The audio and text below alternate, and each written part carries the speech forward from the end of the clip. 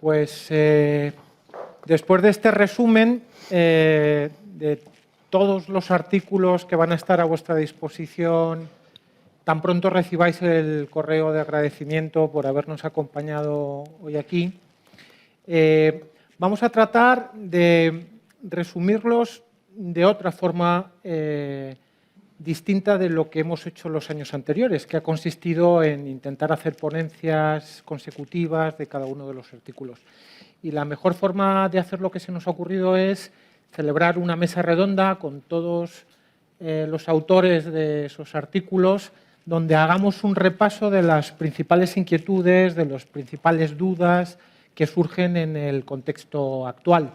Sabiendo además yo que me ha tocado de moderador lo muchísimo que saben todos y cada uno de ellos, con lo cual mi misión está básicamente ahora en intentar extrujarles y sacarles en el menor tiempo posible la mayor cantidad de información. Bueno, me acompañan por este orden Lucía Bonet, Pablo Arjona, Lidia Candal, Rafa Loring y María José Chaguaceda. Sabéis que cada uno de ellos está especializado en una zona geográfica concreta y al mismo tiempo en problemáticas concretas de la disrupción actual. Entonces, por las preguntas que voy a ir haciendo y las distintas zonas geográficas a las que me voy a referir, pues vais a deducir rápidamente a qué zonas se especializa o en qué zonas se especializa cada uno de ellos y de esa forma resumimos mucho más esta presentación. Bien, voy a lanzar la primera pregunta. Sabéis que todos aquellos que estáis conectados en streaming podéis hacer preguntas a través de la plataforma Slido y los que estáis aquí presencialmente con nosotros, a los que os tengo que dar las gracias, porque en este día caluroso desplazarse pues es especialmente complejo, vais a tener la posibilidad de hacer preguntas posteriormente con un micrófono. Hemos hecho un resumen, o ha hecho Pablo, un resumen de los principales elementos de esas placas que han tensionado las placas tectónicas hasta la ruptura de las mismas. Lucía, me dirijo a ti especialmente que haces esta evolución, ese seguimiento de esta evolución desde hace tiempo. ¿A qué factores atribuyes la ruptura de las placas tectónicas? ¿Cuáles son los motores que han propiciado esa creciente tensión? Desde tu punto de vista, ¿cuáles destacarías? De todos los que ha comentado Pablo. Bueno, buenos días a todos. Muchas gracias por acompañarnos, una edición más. Yo creo que el más relevante de los motores, ¿no?, que fomentan el cambio del orden internacional es sobre todo el ascenso de China como poder alternativo y el cuestionamiento que ello supone para la hegemonía de Estados Unidos. Y me parece importante resaltarlo porque, primero, por cómo se produce el ascenso de China, ¿no?, y es utilizando el orden multilateral que Estados Unidos había ideado para liderarlo él, ¿no? Estados Unidos, después de la Segunda Guerra Mundial, adquiere un compromiso con la reconstrucción del orden global, establece una serie de organizaciones multilaterales pensadas para cooperar y para negociar, y con la estrategia del palo y la zanahoria va acogiendo a los distintos países para que se vayan adhiriendo a este orden internacional.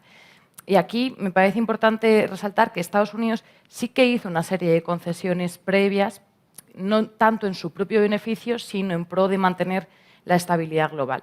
Entonces, mientras que al final de la Segunda Guerra Mundial Estados Unidos representaba alrededor de la mitad del PIB global, en la actualidad supone el 25%.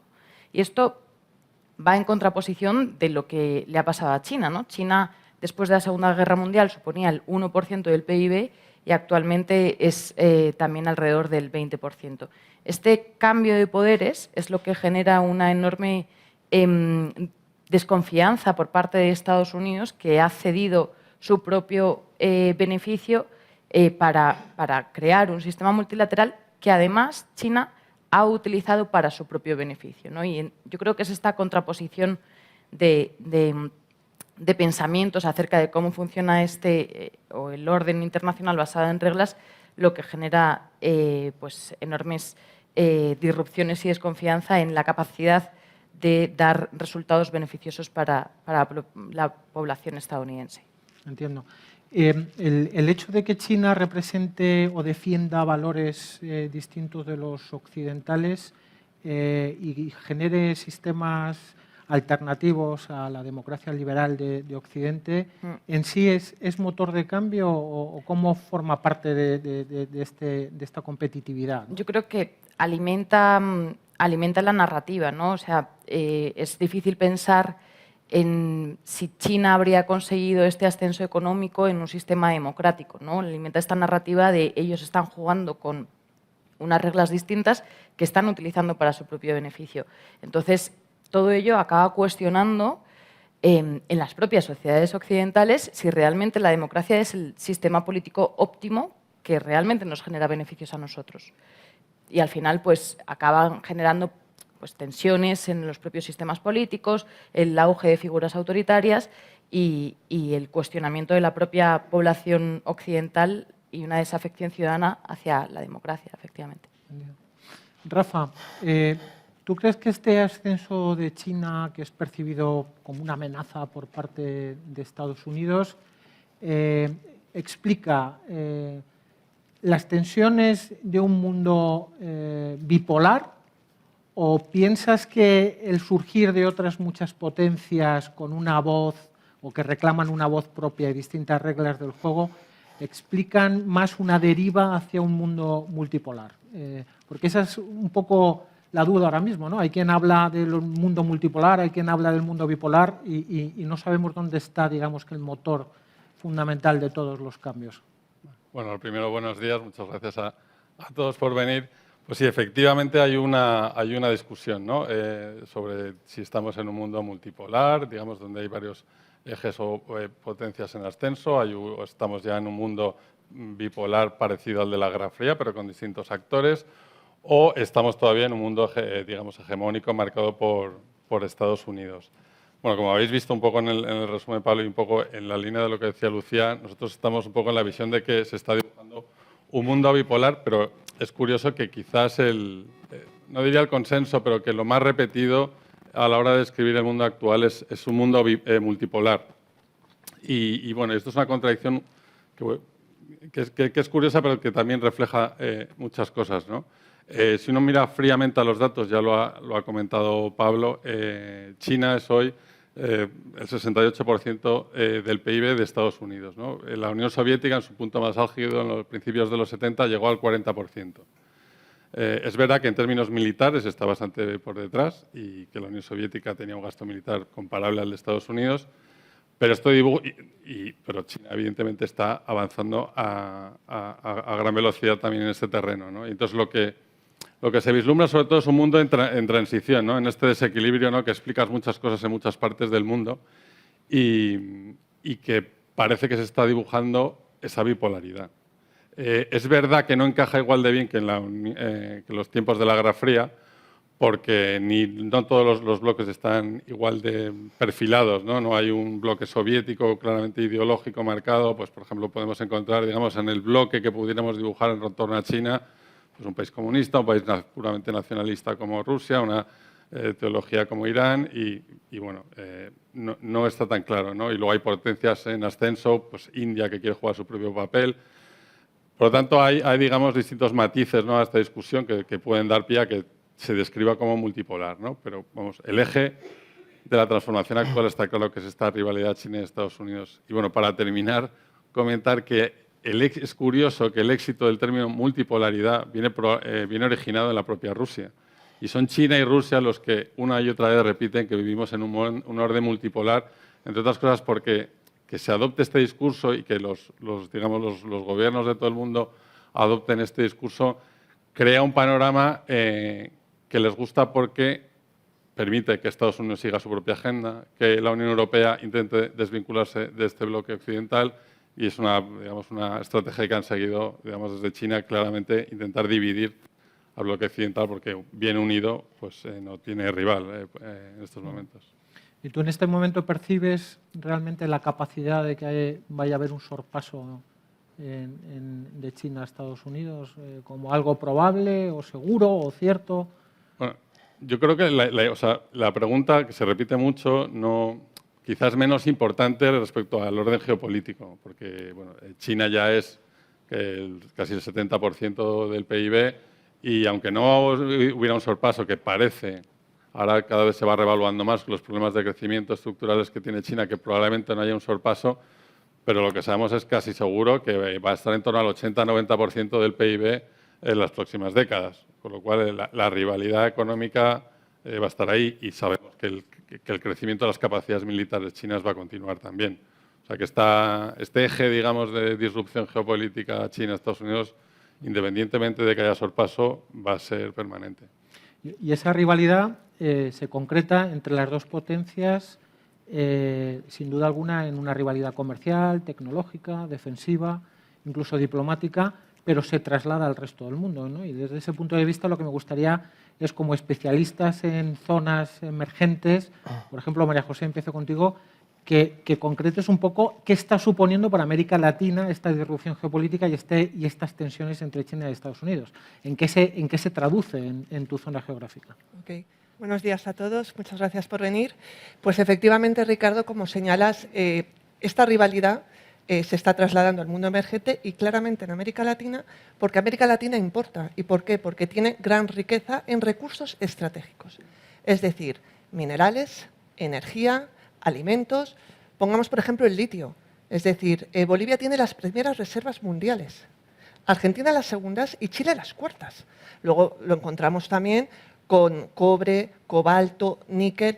Vamos a la energía. Bueno, Brasil, México, vaca muerta en Argentina, Venezuela y, bueno, Brasil y Argentina son dos potencias agroindustriales fundamentales, ¿no? Entonces, no es de extrañar que, obviamente, pues China se ha posicionado en América Latina. ¿Cómo no?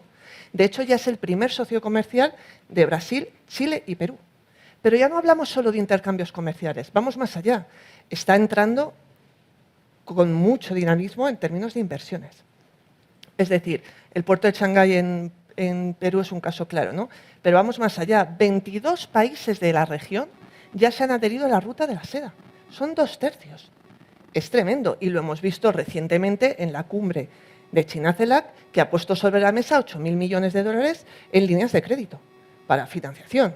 Entonces, claro, obviamente esto ha generado recelo en Estados Unidos, pero ya no solo con Trump, que todavía más, sino desde antes. Entonces, bueno, obviamente Estados Unidos de siempre ha tenido una presencia fundamental en América Latina. En términos institucionales, por la Organización de Estados Americanos, en términos militares, su presencia es fundamental para la estabilidad de la región y para la lucha contra el narcotráfico, la delincuencia. Y bueno, ya en 2019, incluso antes de Trump, se creó esta iniciativa de América Crece.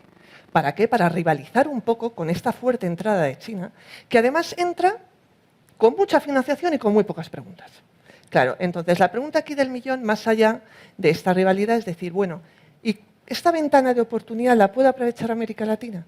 Es decir, ¿esto puede suponer que salga de ese estancamiento que llevamos años y años hablando? Pues hombre, yo soy poco optimista en este sentido por dos razones. En primer lugar, porque las cifras demuestran que la mayor presencia de China no ha reducido ese modelo de extractivismo, al revés, lo está incrementando. Y por otro lado, porque encontramos una serie de deficiencias que ya ha comentado Pablo, deficiencias de infraestructuras, rezago tecnológico, falta de seguridad jurídica, problemas institucionales, polarización. Entonces, bueno, es una ventana de oportunidad, sí, pero yo creo que es un terreno de fuerte competencia donde veo difícil que acabe de sacar a América Latina todo ese potencial por estos problemas internos que lleva padeciendo mucho tiempo. Muy bien. Pablo, bueno, hemos visto recientemente como en Oriente Próximo y ya en Oriente Medio, ¿no?, se ha producido un tirabuzón tremendo en el conflicto y se ha producido una de las implicaciones que más temíamos todos, que es la de Irán en el conflicto de Oriente Próximo. En general, en todo Oriente, y no ya solo por lo que está ocurriendo estos últimos días o estas últimas semanas, sino durante los últimos años, ¿cómo se ha vivido esta rivalidad entre las potencias y en qué se ha traducido en tu zona geográfica? Y puedes incluir el norte de África, si quieres también. Vale. Bueno, lo primero, muchas gracias por acompañarnos. Pues es muy interesante porque en la región hemos visto ejemplos de bloques muy diferenciados y ejemplos de apostar por el pragmatismo. Voy a empezar por esta segunda parte. Hemos visto cómo las grandes economías petroleras han adoptado una estrategia de voy a mantener buenas relaciones tanto con Estados Unidos como en China, ¿no?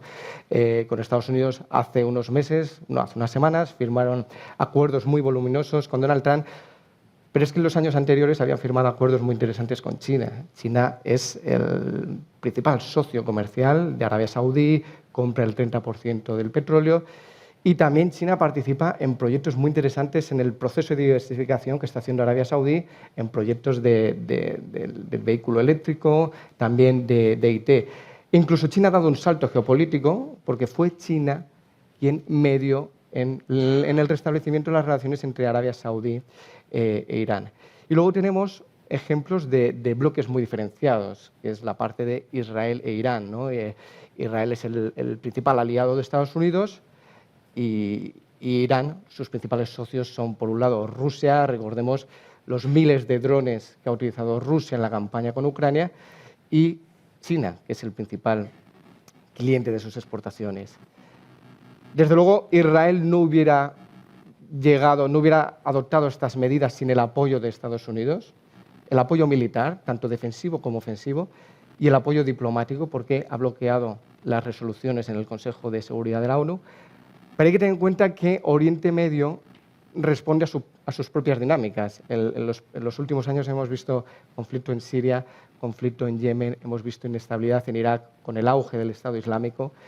Y en el caso de Israel y Palestina no estamos hablando de algo reciente, sino que estamos hablando de unos enfrentamientos que se remontan a más de 100 años. Hemos visto la guerra del Yom Kippur, la guerra de los 6 días, la guerra del Sinaí.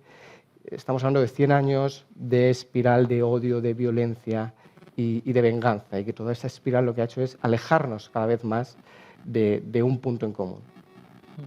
Con lo cual, ¿tú crees que, lejos de disminuir la importancia estratégica de la zona por la disminución del peso que los hidrocarburos deberían de tener en la matriz energética global, lo que están es multiplicándose los conflictos como consecuencia un poco de esa dinámica de bloques a la que hacía referencia antes Rafa Loren? Que por un lado el enfrentamiento de China y Estados Unidos está presente en la crisis de Oriente Medio.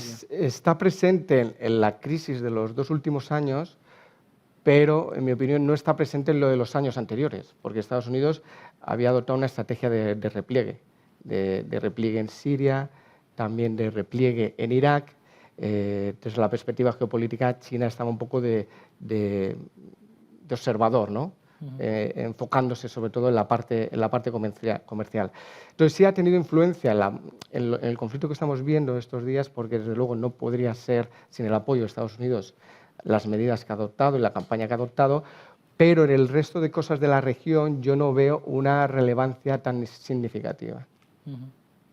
Lidia, ¿qué pasa con África subsahariana? Buenos días a todos. Cuéntanos.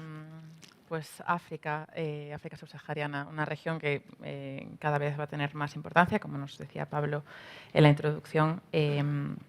Pues va a concentrar la población mundial, tiene enormes recursos, tiene puntos geográficos con muchísima importancia estratégica. Pero en el contexto de lo que lo que han introducido mis compañeros, lo que estamos viendo, sobre todo en los últimos 10 años, pero ya con unas bases que partían de antes, pues es un repliegue de Occidente, de Estados Unidos y de la Unión Europea, y este hueco ha sido ocupado, ha ganado mucha influencia, potencias alternativas, principalmente Rusia y China. El repliegue occidental, en el caso de Estados Unidos, ya viene de largo. Ya durante la administración Obama ya hubo un viraje hacia el este, hacia Asia-Pacífico. Por supuesto, Oriente Medio también se le presta muchísima atención. Y en el caso de la Unión Europea, el ejemplo que mejor lo ilustra es Francia. El desmoronamiento del France-Afrique, que hemos visto especialmente en el último lustro. France-Afrique como este concepto que engloba toda la esfera de influencia que tenía París en sus excolonias. y que bueno, pues cada vez hay mayor sentimiento popular antifrancés, antioccidental, pero en particular antifrancés en muchos países del África subsahariana, que además esto se ha utilizado de forma pues muy consciente por parte de gobiernos nacionalistas de África subsahariana, porque son conscientes de la popularidad que tiene y porque es muy útil también poder utilizar a un tercer país como cabeza de turco para todos los problemas. Pero también es verdad que ha habido potencias rivales de Occidente que han instrumentalizado, ¿no?, este odio pues, precisamente para expulsar a los aliados occidentales y hacerse con este hueco. Estoy hablando, por supuesto, de China y de Rusia, que en la última década bueno, pues, se han logrado una influencia enorme en el continente. China, por supuesto, con una estrategia muy basada en la economía, es el principal acreedor del continente, es el principal socio comercial, y Rusia, como bueno, tiene menos músculo financiero, pues ha optado por una estrategia que podríamos denominar más de poder blando, ¿no? Inversiones, pero en sectores estratégicos como minería, como energía. Muchas campañas de desinformación. Realmente África ha sido el laboratorio de todas las campañas de desinformación en redes sociales, fake news, que ahora ya se están expandiendo ya se han expandido por el resto del globo. Y, por supuesto, apoyo militar, que esto es lo que más importancia ha tenido, a través de grupos paramilitares, para poder separarse un poco en cuanto a responsabilidades, como el grupo Wagner o su heredero, que es Africa Corps. Y bueno, pues todo esto lo que hemos visto ha sido es un ganar de influencia tremendo. Y los países africanos realmente han visto esto o lo han intentado recibir con cierto optimismo, ¿no? Un poco con decir, bueno, tenemos alternativas, vamos a poder negociar con unos y con otros, encontrarnos en este área gris, pero bueno, es verdad que el poder político y la capacidad diplomática de estos países pues es menor que el de las grandes potencias y están teniendo a veces dificultades, ¿no?, como para hacer valer esta importancia, y en algunos casos de nuevos acuerdos pues estamos viendo que se repiten pues lógicas extractivas y bueno, que existen dudas sobre si realmente la población africana se podrá beneficiar de este cambio tectónico. ¿Hasta qué punto responsabilizas a esta disrupción geopolítica de la multiplicación de golpes de Estado que se están produciendo o que se han producido, ¿no? Pues, bueno, sin duda que aquellos agentes que buscan realizar este tipo de disrupciones saben que pueden contar con apoyo externo. O sea, si digamos los únicos socios que puedes tener son países occidentales en los que la importancia de los valores democráticos, de los indicadores de gobernanza son extremadamente importantes, no cabe la posibilidad de tener este tipo de acuerdos con gobiernos que no sean democráticos. Pero si tienes alternativas, precisamente lo que nos explicaba Lucía, que te ofrecen, bueno, pues igualmente acuerdos políticos y económicos, pues sí que dentro de las élites políticas se ve la posibilidad, pues eso, de que haya golpes militares, porque saben que van a poder seguir funcionando con el resto del mundo con normalidad. Con lo cual, vamos concluyendo que en todas las zonas geográficas se percibe intensamente la pugna y la rivalidad entre potencias, pero si hay una zona donde se ha desplazado todo el poder económico y el interés geopolítico durante la última década es precisamente el Indo-Pacífico, ¿no? Y en esa zona geográfica se vislumbran claramente distintos países posicionados con una y otra potencia y países que tratan de estar en esa cuerda de equilibrio entre uno y otro. Rafa, cuéntanos un poco cómo se traslada todo esto al Indo-Pacífico. ¿Sí? Lo has descrito muy bien. Lo que hay es un doble juego, ¿no? Intentar equilibrar las fuerzas, ¿no?, entre la influencia que puede tener Estados Unidos y la que pueda tener China en los países. Lo que sí está es marcado muy diferenciado en el sentido de que China es la gran potencia económica, más en Asia, digamos, todos los países de Asia, su primer socio comercial es China, su primer inversor es China. Pero a la vez recelan, digamos, de la política cada vez más agresiva, sobre todo en el mar del sur de la China, por supuesto podemos hablar de Taiwán, pero también tiene, bueno, es que China tiene hasta 12 conflictos territoriales 12 conflictos territoriales con sus vecinos. Entonces, pues hay muchas estrategias, ¿no? Pues, podría dar algunos ejemplos, pues no sé, quizá Indonesia es un ejemplo de buscar un equilibrio, intentar buscar un equilibrio perfecto para no herir sensibilidades, intentando tener algunos acuerdos de seguridad, pero no excesivos con Estados Unidos, bueno, en caso de Indonesia más con Australia.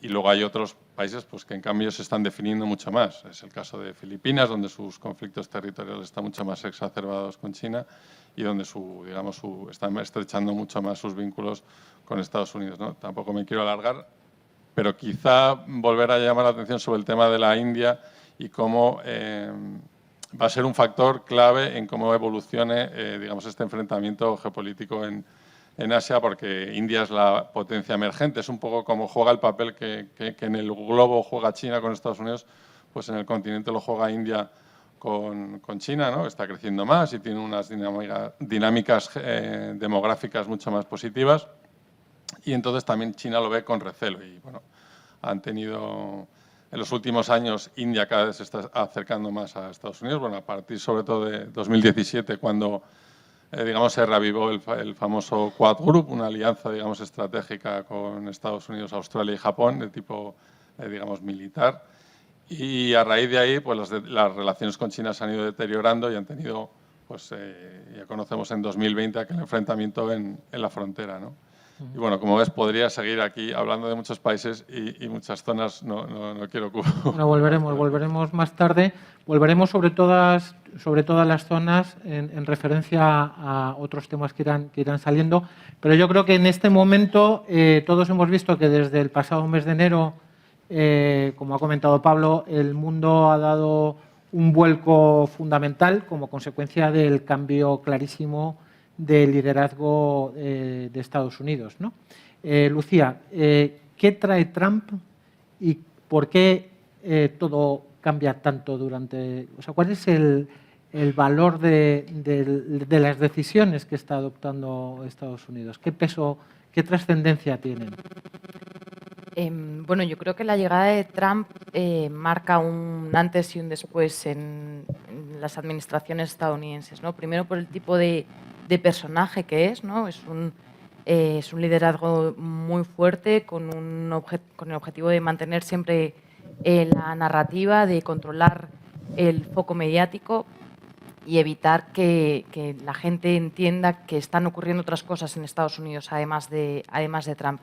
Además, su principal objetivo es demostrar a la ciudadanía, a sus votantes, que es un presidente tremendamente efectivo, ¿no? Llevamos 150 días de mandato y ha firmado 164 órdenes ejecutivas, que es más que lo que se firmó durante la segunda legislatura de Obama o de Bush. Entonces, esto por parte de lo que significa la figura y la llegada a la Casa Blanca, pero lo que significa en política exterior es que es el repliegue definitivo de Estados Unidos como líder del orden internacional que comentaba anteriormente. Trump ha ordenado que Estados Unidos abandone el Acuerdo de París, la OMS ha cerrado USAID, ha amenazado con salirse del FMI, del Banco Mundial, y esto es un cambio trascendental, porque al final quien ha ideado el orden internacional está renegando de él, dejando espacio además libre para China, en caso de que pueda o quiera ocuparlo. Además, esto supone que una visión completamente contraria, ¿no? La actual administración estadounidense piensa que el mundo se ha estado aprovechando de Estados Unidos como proveedor de bienes públicos, tanto en términos de seguridad como en la garantía de un sistema financiero estable, con el dólar como moneda de activo de reserva global, y ahora quiere hacer pagar a los free riders o a los gorrones, ¿no? por esa provisión de los bienes públicos. Es una visión, como decía, que contrasta con la que se tenía anteriormente, que era, básicamente se podía resumir en lo que es bueno para el mundo es bueno para Estados Unidos.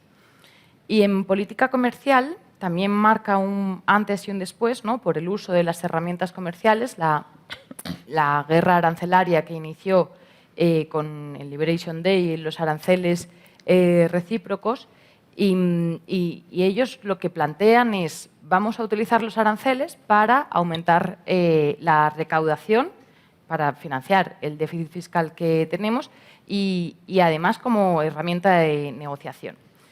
Y aquí me parece interesante valorar a estas alturas, ¿no?, 2 meses después, si realmente lo están consiguiendo o no lo están consiguiendo.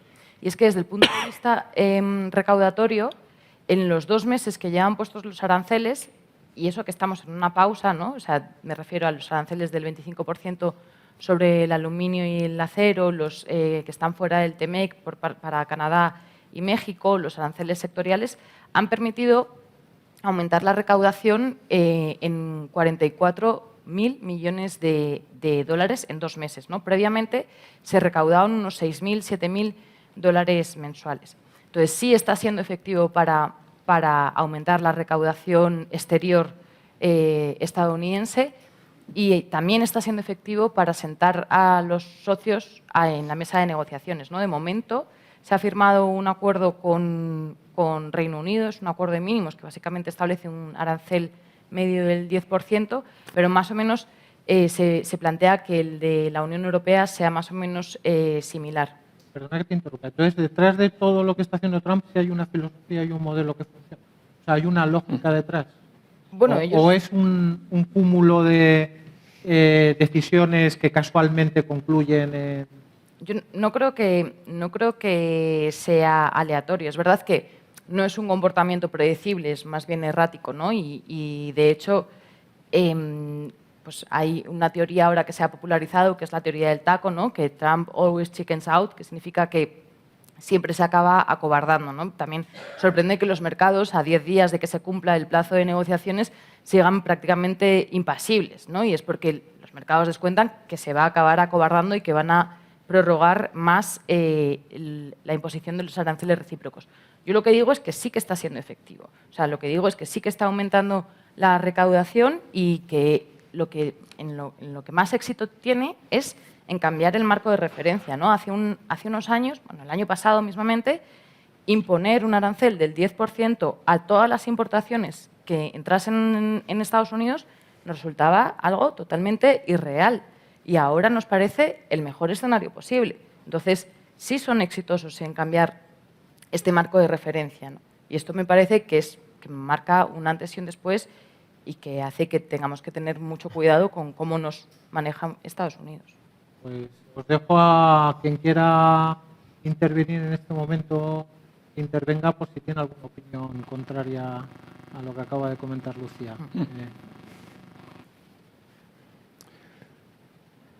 No, yo contrario no. Lo que sí comentaría en el tema de Asia, quizás a veces hay que un poco diferenciar entre el discurso altisonante de Trump y luego las políticas reales.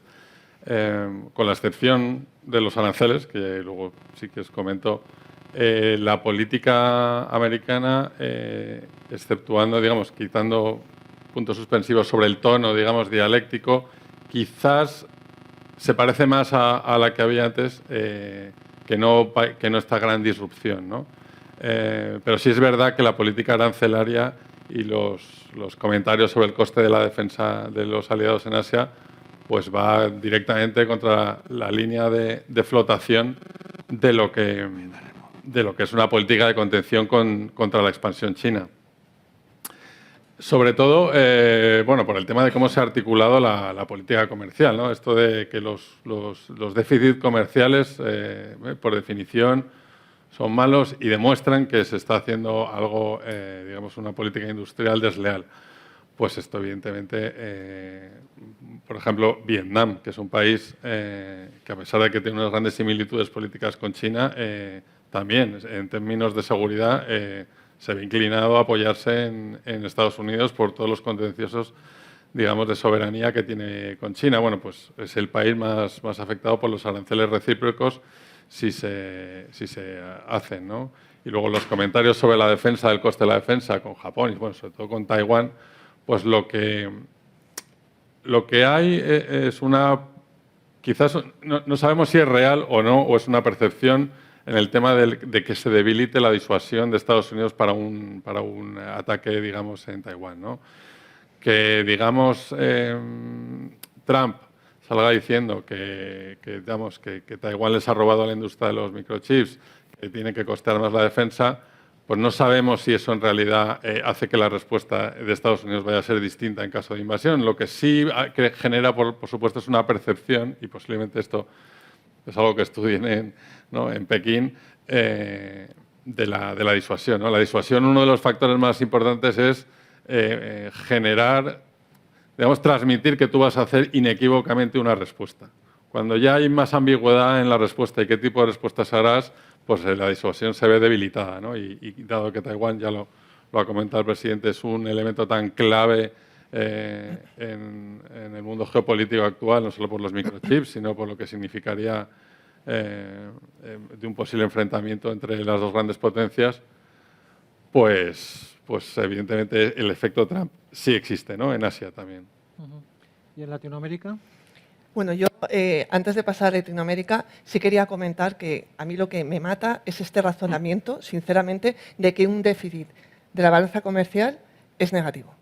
O sea, me parece que es contrario a muchísima teoría económica y creo que es erróneo eso en primer lugar, al margen de cuánto esté recaudando, ¿no? En segundo lugar, creo también el tema de la incertidumbre. O sea, no puedes gobernar a golpe de decreto. ¿Por qué? Porque para una serie de economías, como puede ser, y ahora paso a América Latina, esto es tremendo, es fatal para la inversión. Entonces, creo que su estrategia, desde un punto de vista de teoría económica, es muy discutible y desde un punto de vista de seguridad jurídica también lo es, ¿no? Dicho esto, en América Latina, para ya entrar en mi región, francamente creo que le está dando una oportunidad única a China para entrar todavía más. Es decir, esta actitud que está adoptando Trump en América Latina de o conmigo o contra mí, creo que es un grave error. ¿Por qué lo digo? Porque es que no estamos hablando solo de una presión arancelaria. Hablamos de una presión en términos de inmigración, de narcotráfico. Bueno, hemos visto como algún dirigente como Colombia tuvo que dar marcha atrás. O sea, es una presión total, ¿no? Y lo cierto es que el día de Liberation Day y tal, pues América Latina salió más o menos bien, con este 10%, más los sectoriales. Incluso Sheinbaum salió contenta, ¿no? Y se hablaba incluso de que la región se podía beneficiar de una desviación de comercio y tal, ¿no? Yo no soy muy optimista desde ese punto de vista. Primero, porque la desviación de comercio lleva tiempo. Y segundo, porque al final la incertidumbre que genera esta política y lo que afecta a la demanda global, a la volatilidad de las materias primas, todo esto afecta mucho a la región, ¿no? Entonces, quitado el tema de aranceles, hablamos temas de inmigración. O sea, amenazar con gravar las remesas a una región que el 97% de las remesas vienen de Estados Unidos es tremendo, ¿no? Panamá, amenazar con tomar el control del canal. Entonces, dentro de estas dinámicas, creo que hay que hacer una clara distinción en mi región. Pero bueno, se habla de América Latina como un bloque, pero evidentemente no es un bloque muy heterogéneo, ¿no? Y dentro de la relación con Trump, creo que hay que distinguir, obviamente, México y Centroamérica. Es decir, México para mí es un caso paradigmático porque creo que Sheinbaum ha hecho bastante bien esta actitud pragmática, ¿no? Que es lo que siempre ha intentado la región, ser pragmático entre la financiación que le trae China y las relaciones históricas con Estados Unidos. Claro, pero es que Trump lo está poniendo muy difícil ser pragmático. Sheinbaum más o menos lo ha conseguido, pero a la hora de la verdad, ¿qué hemos visto? Que la previsión de crecimiento de México se recorta del 1,2 al menos 0,3%. El Fondo Monetario, en gran parte por los aranceles. También es cierto que parte es por la necesaria consolidación presupuestaria que tiene que hacer México y que obviamente va a lastrar el consumo y el crecimiento, ¿no? En esa misma página que tenemos a los países de Centroamérica, o sea, El Salvador, Nicaragua, Guatemala, evidentemente no están en la misma situación de otros como Brasil, Colombia, Chile, Perú. De hecho, ¿Colombia qué ha hecho? Colombia se ha adherido hace nada a la Ruta de la Seda y acaba de unirse al Banco de los BRICS. ¿Desafiando un poco a Trump? Pues sí. Entonces, ¿qué quiero decir con esto? Que me parece que se está pegando un tiro en el pie en cómo está actuando, porque creo que no está ofreciendo una alternativa atractiva a toda esta presión que está ejerciendo, ¿no? Sí, pero la pregunta es, fruto de esta, digamos, rivalidad entre las potencias, ¿cabe un mejor comportamiento o un peor comportamiento de los países emergentes, ¿no? Porque esa es un poco la controversia, es decir, hay una mayor competencia entre las potencias por ganarse, entre otras cosas, la afinidad de voto en Naciones Unidas y el apoyo, lógicamente, a su área, ¿no? Pero al mismo tiempo también lo que hay es un montón de amenazas y que como consecuencia de esa búsqueda de mantener relaciones con ambos al mismo tiempo se pueden materializar, ¿no? Y eso puede penalizar, generar incertidumbre y penalizar el crecimiento. Entonces, en el caso de África, Lidia, ¿tú cómo ves que afecta la retirada, por ejemplo, de toda la ayuda oficial al desarrollo de Estados Unidos? Que va a tener es desconocido porque todavía hay mucha incertidumbre, pero sin duda se esperan pues un gran impacto socioeconómico y un gran impacto geopolítico.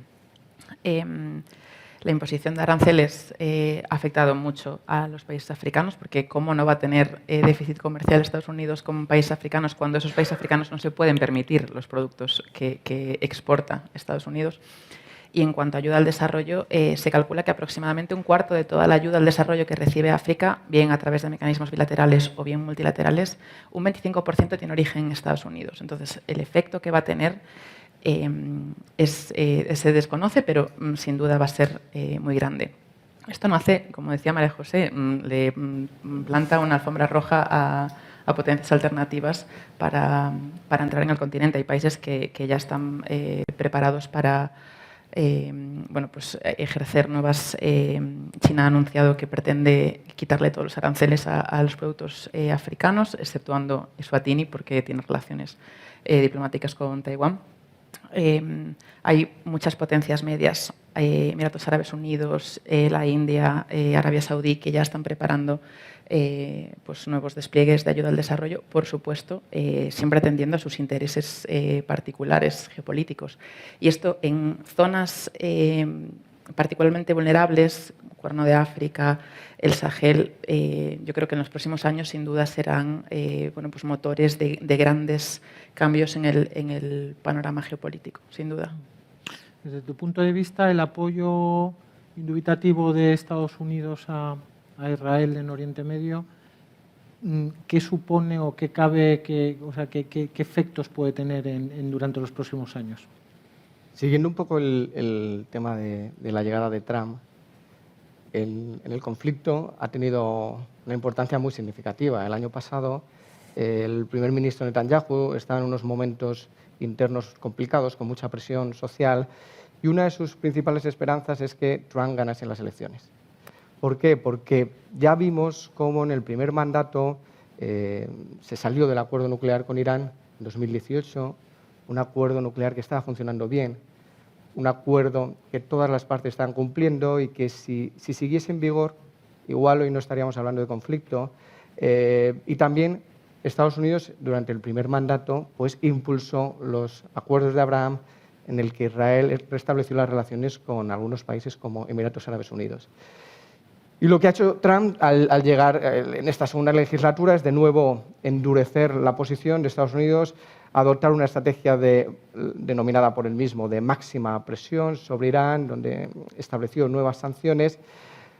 Pero lo que ha ocurrido en el último mes y medio para mí es desconcertante y pone en evidencia lo difícil que es predecir los movimientos de esta administración norteamericana, porque durante el mes de abril, durante el mes de mayo, Estados Unidos se reunió hasta en 5 ocasiones con Irán, con Omán de intermediario, para a ver si llegan a un acuerdo del programa nuclear, unas reuniones que desde fuera invitaban a cierto optimismo.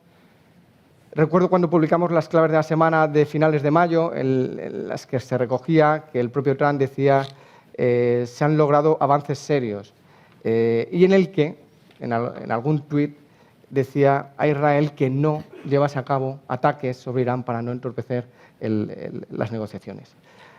Al mismo tiempo vemos que el ataque que se ha producido es un ataque que necesita mucha planificación, donde han intervenido más de 100 aviones de combate. Entonces aquí surge la duda, ¿no? Una duda que hemos debatido internamente de qué es lo que ha podido ocurrir. Ha podido ocurrir que ese programa, esas negociaciones fueran reales y la iniciativa de Israel haya provocado un cambio de estrategia, o ha podido ser que esas negociaciones pues, fueran una forma de distracción porque Irán, desde luego, no esperaba ese ataque. En cualquier caso, mi sensación es que Estados Unidos no está cómodo de donde estamos hoy en día, porque veníamos de un repliegue militar, había salido de Afganistán, había salido de Siria, se estaba saliendo de Irak. Al mismo tiempo, choca con la narrativa del presidente de posicionarse como un mandatario pacifista, de no haber iniciado ningún conflicto, y porque tampoco le interesa que haya muchísima inestabilidad, que esto pueda afectar al precio del petróleo, que pueda afectar a los tipos de interés y demás, ¿no? Y por eso hemos visto cómo después del ataque Estados Unidos ha dicho la guerra no es contra Irán, es contra el programa nuclear. Y por eso vimos cómo publicó un tuit en el que decía Israel manda a los pilotos a casa, vamos a cumplir con la tregua. Con lo cual da la sensación de que Estados Unidos no quiere involucrarse mucho más allá porque le puede llevar a una situación comprometida. El problema es que estos 2 años hemos visto que quien tiene la iniciativa es Israel. Y entonces pues, cabría la posibilidad de que adopte ciertas medidas que fuerce a Estados Unidos a incrementar aún más su esfuerzo bélico en la región.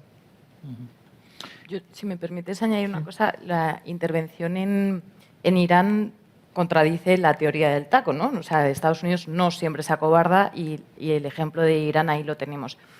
Sí es verdad que las intervenciones exteriores con Trump yo creo que se van a ver reducidas un poco por esa promoción del America First y de intentar centrarse en lo que ocurre en política nacional, pero sí que hay una parte del Partido Republicano que apuesta por intervenciones pues, como la de Irán, ¿no? Con poco riesgo, muy rápidas, efectivas, que le ayuden a dar un golpe en la mesa y a volver a posicionar a Estados Unidos como un poco el que marca la pauta del orden internacional, ¿no? De la política exterior.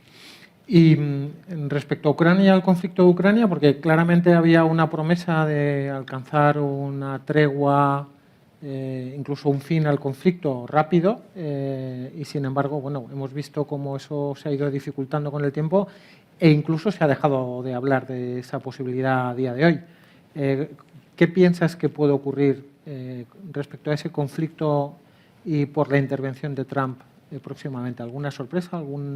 Bueno, yo creo que Ucrania es otro de los ejemplos donde al final se acobardó, ¿no? Él amenazó con retirar el apoyo militar, algo que ocurrió durante 24 horas y luego lo volvió a autorizar.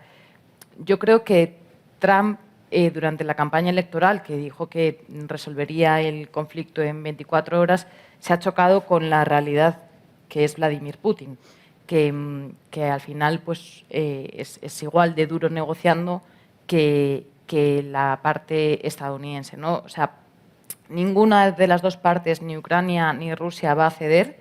El conflicto va a seguir enquistado hasta que Rusia no abandone la posición maximalista, que básicamente es que se le reconozca internacionalmente los 4 oblasts que controla parcialmente militarmente y hasta que Putin no ceda, que no va a ceder porque no lo ha hecho en los 3 años, este conflicto no se va a desencasillar, ¿no?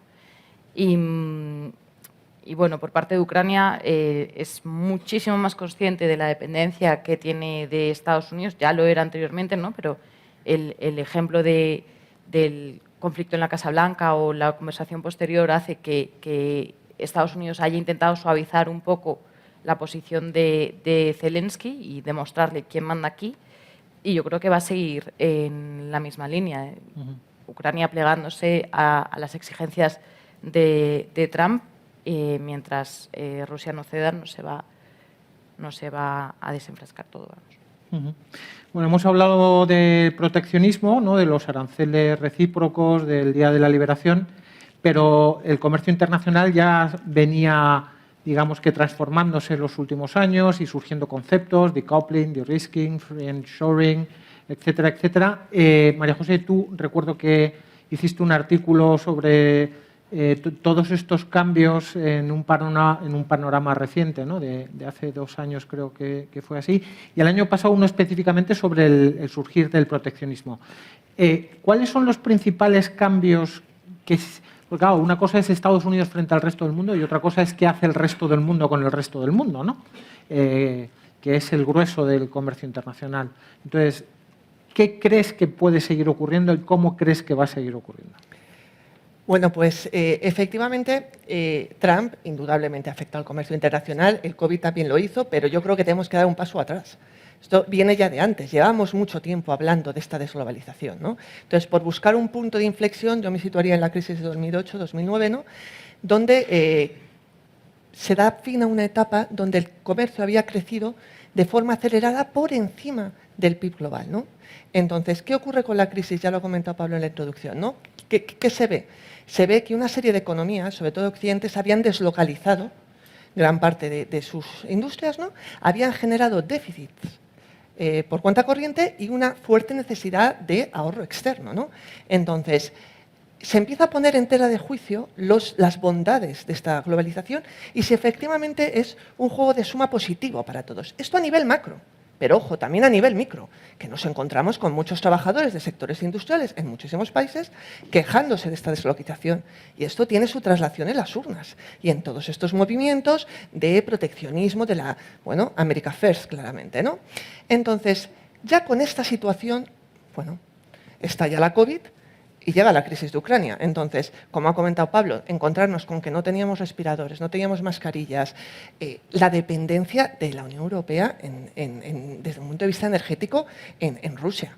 Todo esto todavía ahonda más este sentimiento de, ojo, que a lo mejor la globalización, o por lo menos como se había entendido, no es tan maravillosa para todos, ¿no? Y entonces empiezan a surgir unas tendencias que ya las estamos viendo y que yo creo que se van a profundizar, ¿no? Entonces, en primer lugar, yo lo sintetizaría en 3. Primera, diversificación. Es decir, ya no puedes tener recursos estratégicos, hablo de energía, hablo de alimentos, hablo de minerales críticos, dependientes de pocos socios. No puedes. Segundo, replanteamiento de todas las cadenas globales de valor. Y aquí es donde entran los conceptos que señalabas de risking, nearshoring, friendshoring, reshoring. Es decir, a lo mejor ya no me importa tener el socio más barato. Es que a lo mejor me importa tener un socio amigo, confiable, con el que comparto valores. Y la tercera tendencia, yo diría sin duda, es este concepto de autonomía estratégica. Es decir, no puedo depender de temas críticos del exterior. Y dentro de este concepto de autonomía estratégica surge este renacimiento de la política industrial.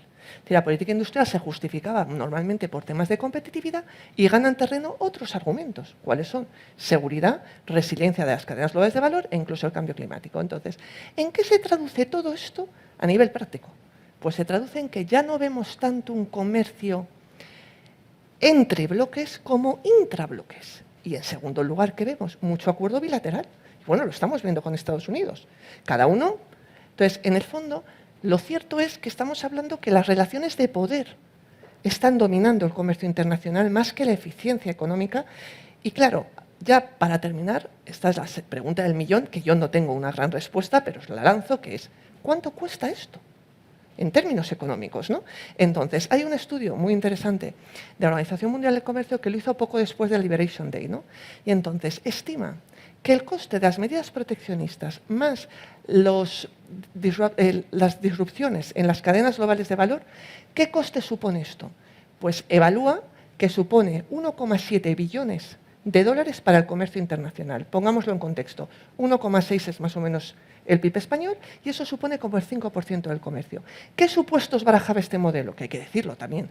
Unos aranceles de Estados Unidos a sus socios de un 10% y de 70% a China. Y partía de la base de que el resto respondían. Es cierto que este escenario ya no se va a producir, pero quiero lanzar la cifra para que nos demos cuenta que efectivamente, al margen de dependencias, etcétera, tiene un elevado coste este proteccionismo. Y en ese creciente proteccionismo hay una relación y una dependencia entre China y Estados Unidos. Y es evidente que todo lo que está ocurriendo durante las últimas semanas lo que hace es intentar disminuir el peso de esa relación con las decisiones que se están adoptando. ¿Lo ves posible, Rafa? Sí. Bueno, antes de responder a esta pregunta, me gustaría comentar algo Sí. de lo que ha estado comentando María José, y es un factor que yo creo que se evalúa poco, es el impacto que todo esto va a tener en las políticas monetarias y cambiarias. No se habla tanto, ¿no? Y yo creo que se confunde la idea de que todo esto es inflacionario. Bueno, pues depende de cómo se responda. Si, digamos, es Estados Unidos quien ponga los aranceles, ellos recibirán el golpe inflacionario, pero en otros países, y esto lo estamos viendo en Asia, la caída de la demanda pues va a producir problemas de deflación. Y esto va a suponer una disrupción que yo creo que todavía estamos viendo al principio en las políticas monetarias y cambiarias. Bueno, volviendo a tu pregunta sobre la cuestión de la guerra comercial ahora mismo entre China y Estados Unidos. Bueno, China ha sido el único país que ha respondido y desafiado claramente a los aranceles recíprocos y hemos asistido a algo que yo creo que nos ha sorprendido. Y el primero, que es que hemos descubierto las fortalezas que tiene China en la negociación con Estados Unidos. En principio, en teoría, la teoría económica dice que en una guerra comercial el que, digamos, tiene más que perder y menos cartas es el que es más abierto, ¿no? El que tiene una participación más, ¿no? China tiene una tasa de apertura comercial en torno al 40 y Estados Unidos del 25. Bueno, pues lo que hemos visto es un poco que esto no es exactamente así, ¿no? China ha encontrado grandes fortalezas. Lo primero que hay que decir es que esta teoría de que los aranceles pueden traer las manufacturas de vueltas a Estados Unidos, esto no se va a dar.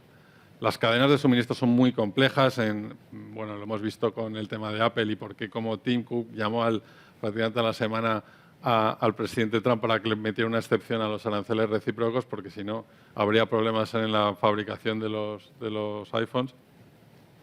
Y es que en Asia, no solo en China, sino que la cadena de producción está muy especializada y distribuida entre muchísimos proveedores. Y si hay unos aranceles, lo que habrá es una adaptación. Y de hecho, lo que vimos en abril, que durante 20 días estuvo en vigor los aranceles de más del 140%, esos a los que llegaron en las digamos, rondas de represalias, las exportaciones chinas crecieron un 8%.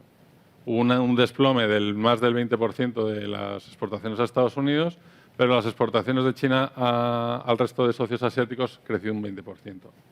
Uno puede teorizar que Estados Unidos podría perseguir los terceros países donde se van a canalizar estas exportaciones, pero entraría en una esquizofrenia arancelaria un poco difícil de manejar, ¿no? Luego hay otro tema muy clave que hemos visto con China, es el tema de las tierras raras. Las tierras raras no solo son importantes para la industria tecnológica de Estados Unidos, sino también para la defensa. Y, digamos así, una baza clarísima en cuanto, digamos, restringieron las tierras raras, digamos que ha sido el elemento clave que ha permitido esta tregua, ¿no? Que se ha firmado, que acordaron en Londres y firmaron la semana pasada blanco sobre negro, digamos, en Ginebra. Y luego hay un elemento también muy importante que es el tema político. Pues China, digamos, ha podido vender de cara a su público doméstico que es un ataque exterior. Esto incluso le puede venir bien para gestionar el tema de la caída del crecimiento y los problemas sociales que esto pueda crear. Y en cambio en Estados Unidos lo que está buscando es una victoria política de cualquier manera, ¿no? Y sobre todo, bueno, pues de cara a las elecciones parciales en 2026. Y lo que no está claro es que lo vaya a poder conseguir. Yo creo que va a ir un poco por la línea, si llegan a un acuerdo, va a ser un poco como han anunciado esta tregua, y me explico. La tregua, digamos que cuando la firmaron, Estados Unidos dijo que tenía unos aranceles del 55, mientras que China del 10. Cuando a China le está poniendo únicamente la parte de los aranceles, digamos, de respuesta, y no los que había previamente, y a Estados Unidos está sumando el 20% previo, ¿no?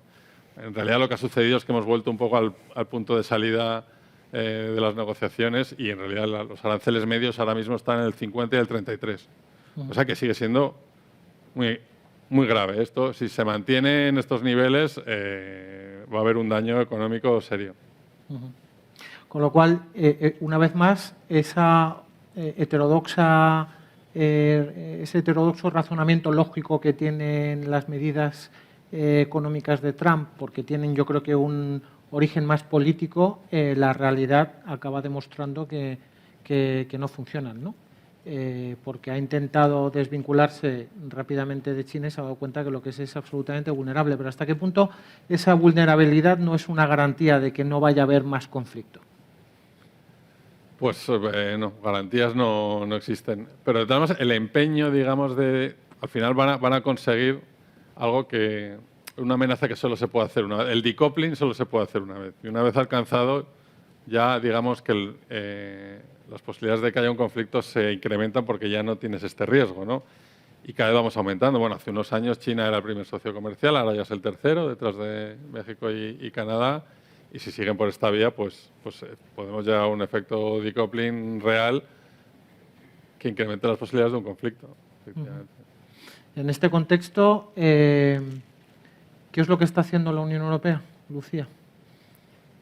En esta rivalidad entre China y Estados Unidos y en esta guerra comercial abierta entre las dos potencias principales y en el proteccionismo que lanza Estados Unidos al resto de sus socios comerciales, ante todo eso, la Unión Europea, ¿qué? En la Unión Europea se sigue intentando apostar por un diálogo directo con Estados Unidos y, de hecho, a pesar de las amenazas iniciales y de la amenaza de la Unión Europea de responder con aranceles, se está intentando pues, mantener un poco la calma, ¿no? Porque hay parte de los países europeos que no abogan tanto por imponer aranceles, por lo que comentaba Rafa, ¿no? Porque al final un arancel es un impuesto para los consumidores, con lo cual aumentaría los precios para la población europea y volvería a elevar la inflación que nos ha costado tanto hacer descender, ¿no? Pero a mí me parece que es que el problema que tiene la Unión Europea, o por qué no está tan activa, ¿no? en esta competencia geopolítica, es porque está ensimismada en sus propios problemas, porque ahora mismo la Unión Europea se encuentra en uno de los momentos más complicados desde el comienzo del proyecto integrador, ¿no? Y es que tenemos, por un lado, una crisis de competitividad que responde a causas estructurales, no responde, como en las ocasiones anteriores, a un shock externo, como podía ser el COVID o como podía ser la guerra de Ucrania, y que nosotros mismos nos hemos buscado, además, ¿no? O sea, desde el año 2019 al año 2024, el PIB real acumulado de la Unión Europea se sitúa en el 2-3% aproximadamente, mientras que el de Estados Unidos ha aumentado un 9%, ¿no? La brecha en PIB es brutal, pero en PIB por cápita ya es algo que realmente abrumador, ¿no? O sea, el estado más pobre de Estados Unidos, como es Mississippi, casi iguala a la renta per cápita de Alemania, que es el país en renta per cápita más rico de Europa. Y quizás lo más preocupante es que no va a cambiar, porque no tenemos los motores de crecimiento adecuados para seguir progresando y para competir en la lucha entre los gigantes como son China y Estados Unidos, ¿no? No tenemos empresas tecnológicas capaces de competir y no tenemos personal capacitado para trabajar en ellas, ¿no?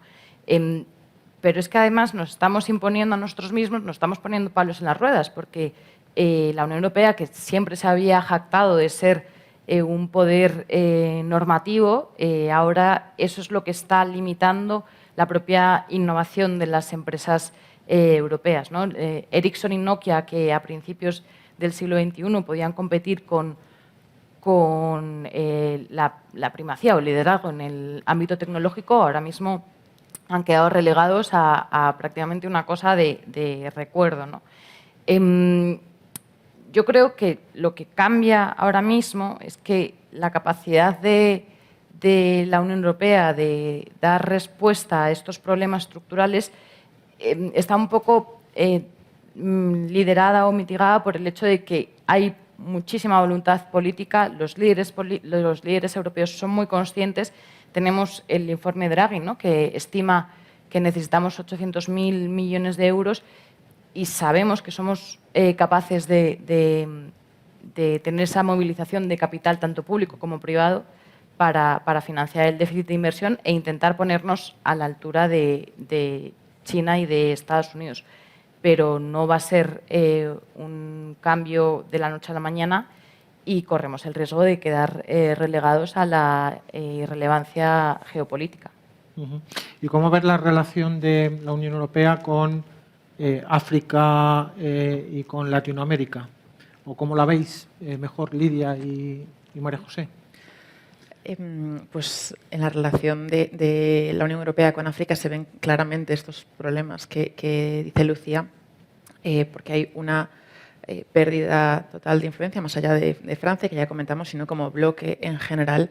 Y si bien en parte es por las alternativas que han surgido, también es por la propia dinámicas internas de la Unión Europea que le está costando mucho hacer valer su influencia. Que otros países occidentales como Estados Unidos además se dejen un poco apartado, ¿no?, sus preocupaciones por la estabilidad política en África, por la bonanza económica o por los problemas de inseguridad. Bueno, pues se puede entender porque, quieras que no, hay un océano de por medio, pero que eso lo haga la Unión Europea, especialmente en este contexto de rivalidades estratégicas, resulta muy preocupante. O sea, creo que es muy ingenuo pensar que no hay rivales estratégicos de la Unión Europea que no están muy interesados, que no se alegran mucho de que haya un polvorín como el Sahel a escasos 2.000 kilómetros de las fronteras de la Unión Europea. No prestar atención a eso es una temeridad y yo pienso que la seguridad y la estabilidad política y la bonanza económica del continente son muy necesarios para la seguridad estratégica de la Unión Europea. ¿Eres optimista respecto del futuro de la Unión Europea en África y del creciente peso y la capacidad de coordinar y colaborar con los socios del continente o no? Bueno. No mucho. Es una pregunta muy complicada, la verdad. Es que no depende, o sea, por supuesto es eso, como decimos, responsabilidad de la Unión Europea y de sus dinámicas internas, pero también es verdad que forma parte de un todo, ¿no? Y en un contexto de tanta incertidumbre como está habiendo ahora, pues es muy difícil predecir eso. Porque para la Unión Europea, que siempre ha defendido la multilateralidad y el Sí. orden y el comercio internacional y apostar por socios comerciales, entiendo que debería de ser una prioridad absoluta, ¿no? Sí, y es verdad que hay muchos países africanos que apuestan por esto y que están ideológicamente mucho más alineados en eso porque saben que a la larga es mucho más beneficioso, pero a veces pues la realidad parece imponerse, ¿no? Y en determinadas circunstancias que necesitan escoger ya, muchas veces escogen aliados o socios que a corto plazo ofrecen condiciones muchísimo más ventajosas, aunque a largo plazo eso pueda generar mayores dificultades. ¿Y en el caso de Latinoamérica, María José? Bueno, en el caso de Latinoamérica yo creo que hay que poner un poco en contexto y empezar diciendo que la Unión Europea es el primer inversor como bloque en América Latina, ¿vale? Y es el tercer socio comercial después de Estados Unidos y China, ¿no? Y yo creo que la primera pregunta que hay que hacerse es ¿qué ofrece la Unión Europea que no ofrecen Estados Unidos y China? Así como vía de competición, ¿no? Entonces, yo creo que frente a Estados Unidos, la Unión Europea ofrece un marco mucho más confiable, seguro, frente a todas estas políticas que venimos comentando erráticas de Trump, ¿no? Y frente a China, lo que ofrece la Unión Europea es, yo diría, una colaboración más de igual a igual en el sentido de alejarse un poco de ese modelo tan extractivista. Es decir, el Global Gateway o la Alianza Digital, ¿qué ofrecen? Ofrecen a América Latina mucho más allá de tienes litio y lo extraigo. Ofrecen colaboración, inversión más a medio largo plazo, porque realmente tener litio y no fabricar baterías pues, es preocupante, ¿no? Entonces, ante este escenario, ¿cuál es el problema? Bueno, le está costando defender su posición por dos razones fundamentales, diría yo. En primer lugar, porque claro, el Global Gateway creo que es muy acertada, tiene mucho potencial, pero es lenta. tienes que hacer un estudio de impacto, tienes que ver requisitos medioambientales, requisitos, a diferencia de China, que llega llave en mano y toma el dinero. Entonces, claro. Segundo, en términos comerciales, sí que es cierto que se acaba de actualizar los acuerdos con Chile y México, pero tenemos ahí el famoso acuerdo Unión Europea-Mercosur, que llevamos negociando 25 años. Entonces, claro, eso es un rezago que evidentemente viene por todo lo que ha comentado Lucía, de estos problemas burocráticos de cohesión, etcétera, ¿no? Pero yo aquí voy a intentar ser un poco más optimista que Lidia en el sentido, en mi zona, diciendo, nosotros ya estamos ahí. O sea, la Unión Europea es el primer inversor. ¿Está perdiendo posiciones? Sí, pero realmente este impulso al acuerdo UE-Mercosur, que es tremendo, o sea, supone 700 millones de consumidores. Entonces, yo quiero confiar que ahí no perdamos la partida, porque ya estamos ahí, deberíamos defender posiciones, ¿eh?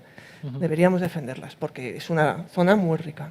Lucía, y con todos esos retos que están señalados en tu artículo que tiene la Unión Europea por delante y el sistema de gobernanza que tenemos en la Unión Europea, ¿qué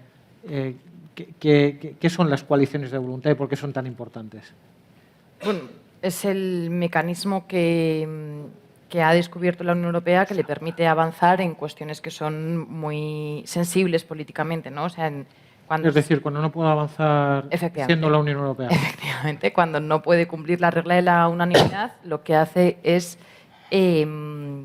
pues, que los países que realmente quieren avanzar formen una coalición y se saltan el veto de muchos países, como por ejemplo Hungría o Polonia en su momento, que hacen uso de ese poder de veto para moldear un poco las políticas, ¿no?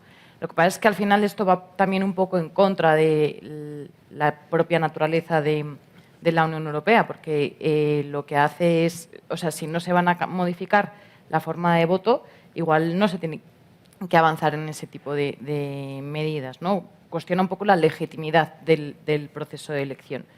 Y lo peor quizás es que no se va a poder cambiar la regla de la unanimidad porque se necesita unanimidad para cambiarla, ¿no? Resulta muy complicado pensar que Hungría, que es quien tiene este poder de veto actualmente, vaya a votar a favor para prescindir de su poder de veto. Con lo cual tenemos un panorama en términos de gobernanza un poco desolador en ese sentido.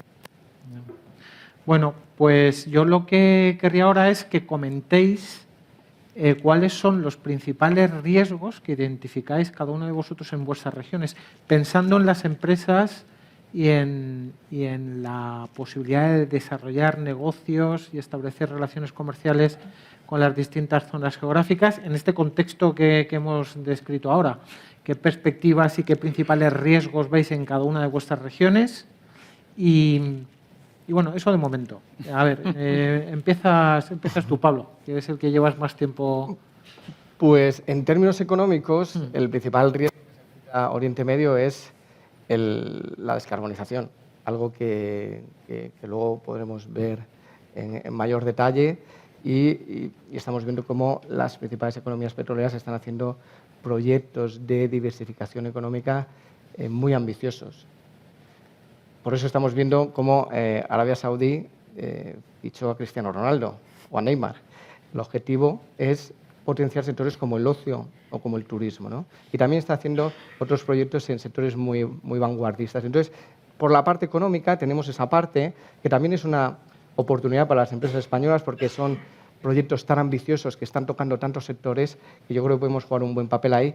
Y luego, al mismo tiempo, tenemos la parte que está monopolizando en los 2 últimos años, es el conflicto y la inestabilidad, donde no sabemos qué va a ocurrir.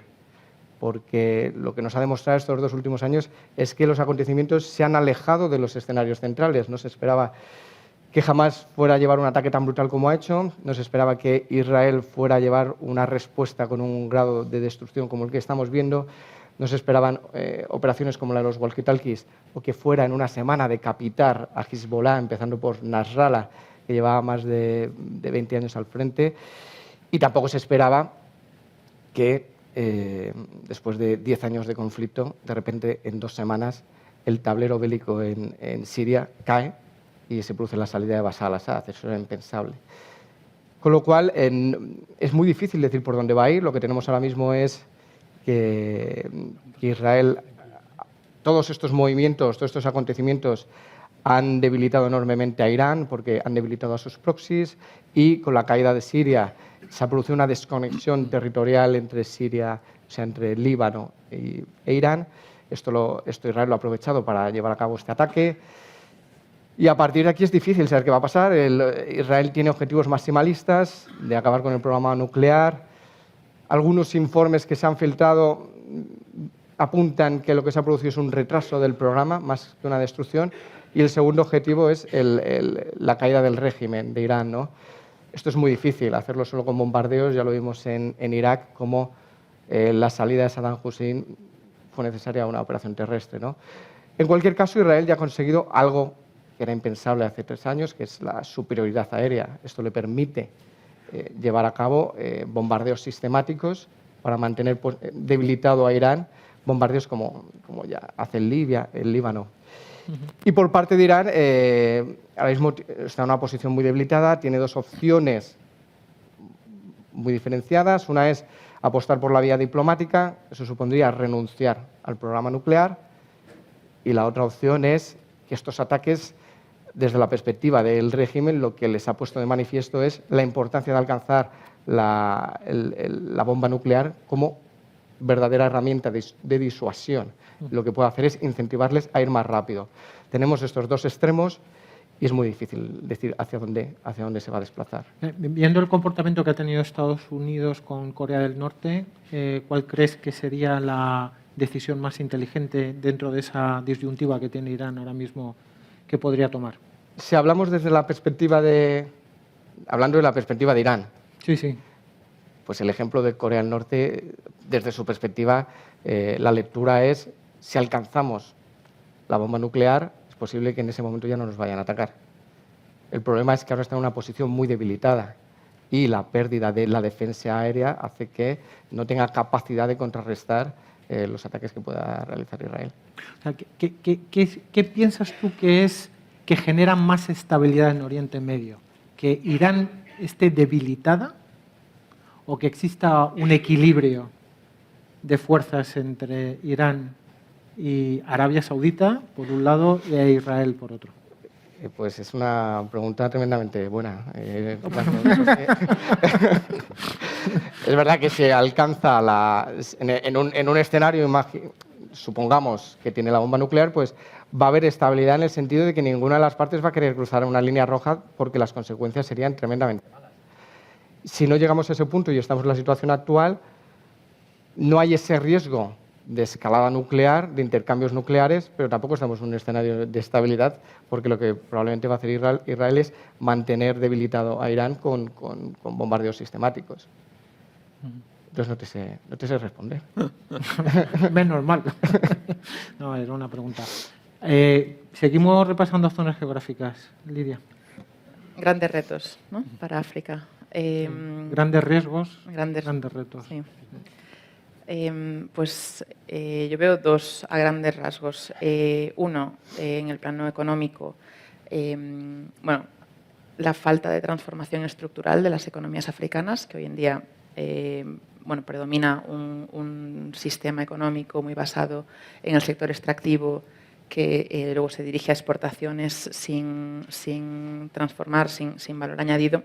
Un sistema con muy bajo valor, muy poca productividad, muy bajo valor añadido, muy escasa recaudación fiscal también. Y esto nos lleva al segundo punto. Esta recaudación fiscal tampoco favorece la existencia de instituciones fuertes y estabilidad política que permita esos cambios estructurales y que a la vez favorezca la seguridad y la estabilidad, porque especialmente en los últimos años hemos visto pues este resurgir, ¿no?, de tanto de inestabilidad a nivel nacional con golpes de Estado, como nuevas guerras. En el Sahel vemos una violencia tremenda, más por origen terrorismo. En Sudán, la guerra civil, que ya va por su 3er año, es la mayor crisis humanitaria del mundo, según Naciones Unidas, y es una guerra de la que se habla muy poco, en la que hay muchos intereses extranjeros. Y esos son, así a grandes rasgos, 2 grandes dificultades. De forma más particular, señalaría los niveles de deuda pública que tienen los países africanos.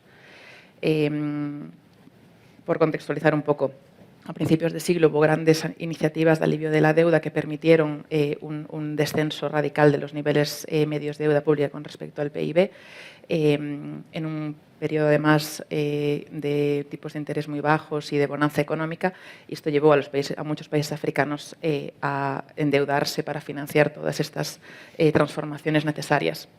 Pero con los shocks económicos que se han visto en la última década, que nos comentaba Pablo en la introducción, el COVID, la guerra en Ucrania, la bajada de los precios de las materias primas, hemos visto un claro empeoramiento de los niveles del endeudamiento, que están ahora aproximadamente en el 70% del PIB, que para países emergentes es un nivel muy elevado, y en general un deterioro de los indicadores de solvencia y de liquidez. Y bueno, nos hace temer que pueda haber defaults en los próximos años. Será necesario darle una vuelta al sistema de alivio de la deuda y de negociaciones y del sobreendeudamiento, bueno, pues para que sean procesos menos punitivos realmente para las economías africanas, que son economías pues, con vulnerabilidades especiales. Muy, muy brevemente, María José, porque nos estamos yendo de tiempo. En el caso de Latinoamérica, ¿dónde pondrías especial atención? Pues yo fundamentalmente en dos temas. Uno es la violencia y el narcotráfico, y precisamente por eso hemos tratado ese tema en particular. Estamos hablando de que en Colombia han pegado un tiro a un precandidato en campaña. O sea, además en Colombia ya, o sea, estamos hablando de que en países que tradicionalmente, Ecuador, en Perú, o sea, hay empresas que ya te están hablando de esa preocupación en países que no eran tradicionalmente, ¿no?, tan riesgosos en términos de violencia y narcotráfico. Eso, en primer lugar. Y, en segundo lugar, obviamente, el tema de inseguridad jurídica para las empresas. Eso es así y eso no se puede discutir. Hablamos de parlamentos muy fraccionados, mucha polarización y, bueno, un caso claro, México. De repente llega Obrador y quiere cambiar la reforma de Peña Nieto energética. O sea, estos cambios en sectores fundamentales, cambios normativos, son tremendos. Y por acabar con una cosita positiva, si me permites, a diferencia de lo que ha comentado Lidia en su zona, yo sí que veo dos cosas positivas. Y es que frente a todas estas convulsiones que hemos visto, América Latina no hemos visto fuertes vaivenes, es decir, ha llegado mejor posicionada que antaño. Por un lado, los bancos centrales han reaccionado rápido, han subido tipos, se han logrado controlar la inflación y los niveles de deuda ya no están en los niveles anteriores, no hemos visto hiperinflaciones, y por otro lado, lo cierto es que la solvencia externa de muchas economías está bastante bien, con reservas, tipos de cambio flexibles, es decir, han aprendido del pasado y están mejor posicionados que frente a otras crisis que han padecido. Muy bien, pues vamos a pasar al público el micrófono para que pueda hacer preguntas. Voy a verificar las que han entrado por Slido, pero mientras que se producen ambas cosas, a Lucía y a Rafa les preguntaría, en este nuevo movimiento entre China y Estados Unidos, si se abre una mayor vinculación o debería de abrirse una mayor relación entre la Unión Europea y China de la que ha existido, o por el contrario deberíamos de intentar perseverar e insistir en llegar al mejor acuerdo posible con Trump y soportar pues todas las inclemencias del tiempo. Empieza tú. ¿Sí? Sí. Bueno, yo no soy muy entusiasta, ¿no?, con esta idea, quizás porque he visto muy de cerca, ¿no?, cómo se las gasta China en la región. A ver, evidentemente yo creo que es ilógico que la Unión Europea adopte una posición hostil contra China, más allá del de-risking que ya está puesto, ¿no? A mí me recuerda mucho lo que está sucediendo ahora, como sus matices, a lo que pasó durante la primer mandato de Trump, donde digamos que las desavenencias que ya se produjeron entonces entre la Unión Europea y Estados Unidos, digamos, y China lo utilizó para una, digamos, ofensiva diplomática para acercarse a la Unión Europea, que, por cierto, deslizó, va en línea de una hipotética invasión de Taiwán de China. Lo que busca China es que, digamos, la Unión Europea se quede al margen, ¿no?, en la posible reacción internacional, ¿no?, que por ahí pueden ir los tiros. Bueno, pues como digo, en el primer mandato de Trump se llegó a firmar incluso un tratado bilateral de inversiones que incluso abría la puerta a digamos, algunos activos interesantes para China en Europa, y esto cuando llegó Biden hubo una ofensiva diplomática para que no se ratificara, y efectivamente no se ratificó en el Parlamento Europeo. Y estamos viendo un poco un movimiento similar ahora, ¿no?, con el segundo mandato de Trump, pero yo creo que no se va a producir este acercamiento, entre otras cosas porque yo creo que la visión, se ha roto una imagen de China en Europa a raíz de la guerra de Ucrania. El apoyo, digamos, tácito, esa amistad sin límites que firmaron la semana antes de la invasión y el apoyo económico que está sosteniendo a Rusia durante el conflicto, yo creo que ha abierto los ojos a los europeos. Y yo creo que más allá de unas relaciones comerciales razonables, no va a haber acuerdos mucho más allá. Lucía. Yo, Ir levantando, por favor, la mano los que querráis hacer alguna pregunta y os van pasando el micrófono. Sí, Lucía, contestas. yo coincido con Rafa en que no va a haber un acercamiento de alianzas, de grandes alianzas con China, pero sí que creo que es importante entender cuáles son los beneficios de seguir manteniendo un canal comercial dinámico con los chinos, ¿no? Al final, pues son los principales proveedores de baterías, de todo el material necesario para desarrollar la descarbonización energética de Europa, que es un objetivo que a nosotros nos interesa muchísimo para promover nuestra propia reindustrialización, ¿no?, y para reducir esas vulnerabilidades. Y aparte, luego, desde el punto de vista de la nueva administración estadounidense, a mí me parece que el hecho de que sea tan hostil a la Unión Europea nos da una oportunidad de dejar de tener este seguidismo que teníamos que tener con Biden, que sí que nos integraba más en la órbita estadounidense. Ahora mismo hay muchísimos países, como hemos visto, que están llevando a cabo una triangulación estratégica, ¿no?, pues para un determinado tipo de alianzas me acerco a Estados Unidos y para otro lo hago a China. Y yo creo que la Unión Europea tiene que tomar conciencia de su relevancia y de su atractivo, sobre todo de la relevancia del mercado único como fuente de consumo y de atractivo para los chinos y para los estadounidenses, y hacer valer esa posición y apostar por una triangulación entre los dos. Muy bien. Silvia, sí.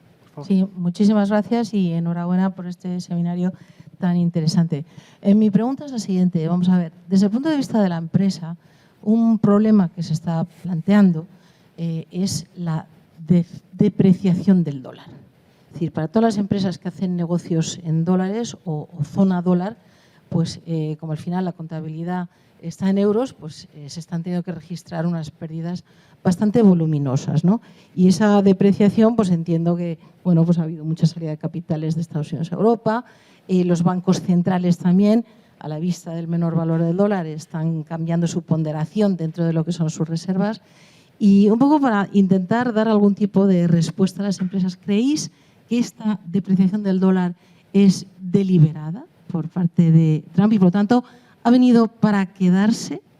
Esto es una pregunta muy importante para la empresa porque hacer coberturas cuando los volúmenes de los contratos son grandes son costosísimas, ¿no? Entonces, un poco, ¿qué nos podéis contar? Pues yo no sé si Rafa... Sí. Sí. A ver, yo no diría que es deliberada. Siempre con Trump parece que hay una especie de interpretación de pase lo que pase es lo que quería hacer Trump en primer lugar, y que es curiosa, ¿no? Respecto al dólar, yo creo que también nos olvidamos que el dólar estaba muy alto. O sea, el dólar casi en paridad cuando hablamos del euro, digamos, los indicadores, digamos, de paridad de poder adquisitivo, el tipo de cambio. De hecho, dicen que ahora estamos más o menos en esa zona, ¿no? El 1,17. Por lo tanto, o sea, si no estuviera pasando todo lo que está pasando en geopolítica y las interpretaciones que se hacen siempre de Trump y de qué es y del papel del dólar internacional que se está poniendo en cuestión, este movimiento del 1 al 1,17 yo creo que no se le buscaría en tantas interpretaciones tan rebuscadas. Bueno, no sé la antigüedad que tiene cada uno, pero yo he visto el dólar en 1,60. O sea, hace unos cuantos años, y los hemos visto en la paridad, y en aquella época, pues justo antes de la crisis financiera, pues no se hablaba de que eso era ¿no?, una política deliberada. Lo que Trump tiene claro es que quiere terminar con los déficits comerciales. Esto sabemos que es imposible, en realidad. Y de hecho, por ejemplo, en Asia estamos viendo que a pesar de la depreciación del dólar, en términos reales no se está produciendo tanto, con muchas monedas asiáticas, entre otras porque por ejemplo, con China no se está produciendo porque China lo tienen puesto en el 7 y además como China tiene tiene casi deflación y la inflación es mucho más elevada, en términos reales se está incluso depreciando el yuan. ¿Qué va a suceder con el tipo de cambio? Yo creo que no tenemos nadie aquí ni idea, pero yo creo que hay que, digamos, descargar de tantas interpretaciones cargadas cada vez que se hace un movimiento, ¿no? en este. Y de hecho, ya digo que en el 1,17 yo no veo el dólar ni muy caro ni muy barato, es una apreciación personal, pero lo veo en una zona más de equilibrio que en la paridad, desde luego, con el euro. Yo creo que además, si hubiera sido por Trump, estaría muchísimo más depreciado, ¿no? Porque si no se ha depreciado más ha sido precisamente porque la Reserva Federal ha decidido contradecirle absolutamente en todo lo que le decía el presidente que tenía que hacer. De no haber sido así, pues posiblemente se había descalabrado, es más, se habría descalabrado hasta el bono a 10 años de Estados Unidos, lo que es algo inaudito, ¿no? O sea que yo también coincido con Rafa en que no responde tanto a un plan premeditado por parte de Trump, sino a una conjunción de circunstancias y sobre todo que la realidad ha acabado imponiéndose por encima del pensamiento teórico de este señor, ¿no? De hecho, bueno, pues por cada dólar que se intercambia en la balanza comercial se intercambian 7 dólares en la balanza financiera. Entonces, lo que ha provocado con cada una de sus decisiones, en el fondo, ha sido un movimiento en los mercados de divisas que van muchísimo más allá de lo que él pensaba que se iba a provocar en el mercado de mercancías, ¿no? en el comercio internacional. En fin, yo no sé si tenías otra pregunta tú, Susana. Ha sido un placer y un orgullo veros a cada uno de vosotros exponer todo lo que conocéis en la zona. Muchas gracias, ha sido mucha utilidad para mí.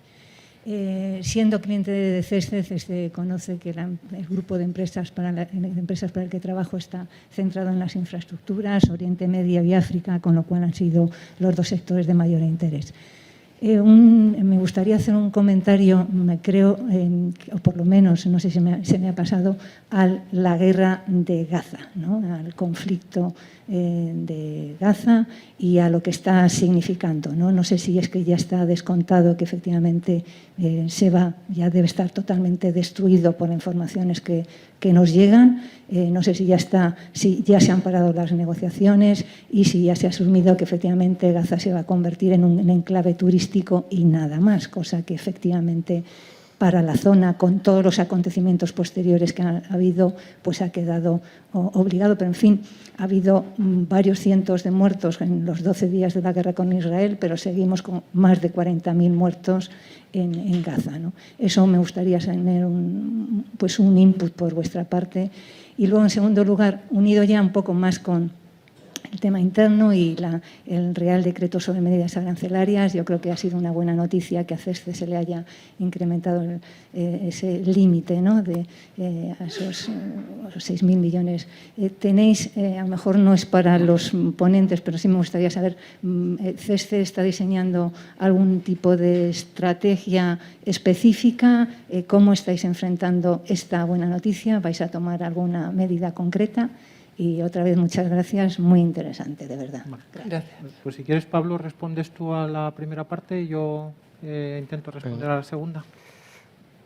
Bueno, pues ahora vemos cómo el foco de atención se ha alejado de Gaza, se ha desplazado a Irán. Lo que tenemos en Gaza es que el acuerdo de primavera se rompió y ahora estamos en una situación de estancamiento. Según lo que indican los estudios, es que el grado de destrucción es altísimo y ahora mismo no parece que se vayan a producir negociaciones. Ahora mismo esa no es no hay sensaciones de que estemos en ese punto. Ahora todo se ha desplazado a Irán. ¿Qué va a ocurrir con Gaza en el futuro? Es extremadamente difícil, ¿no? Sabemos el plan que anunció Trump al llegar a la Casa Blanca, ¿no? Con ese vídeo que publicó.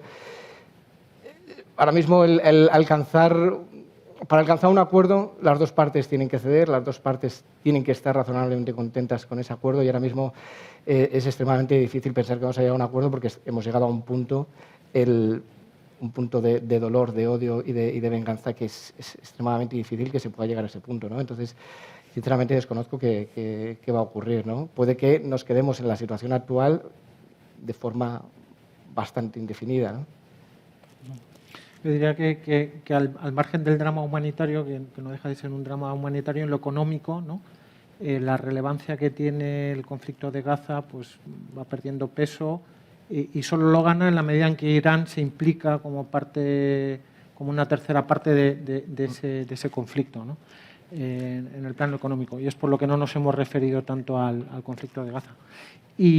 Y por lo que se refiere a la respuesta, pues la verdad es que en CESTE lo que estamos es tremendamente ilusionados porque lo que hemos percibido, como en otras ocasiones de la historia, es que la herramienta es anticíclica y que siempre responde a estos momentos especialmente complejos, multiplicando y viendo cómo se multiplica la demanda de coberturas y la necesidad de que acompañemos a las empresas en el proceso de internacionalización. Entonces, durante los últimos meses habíamos percibido un incremento exponencial de la cartera de operaciones por cuenta del Estado y además nos alegra mucho haber formado parte del plan de respuesta y relanzamiento del comercio internacional frente a la política arancelaria de Trump que ha diseñado el Ejecutivo, ¿no?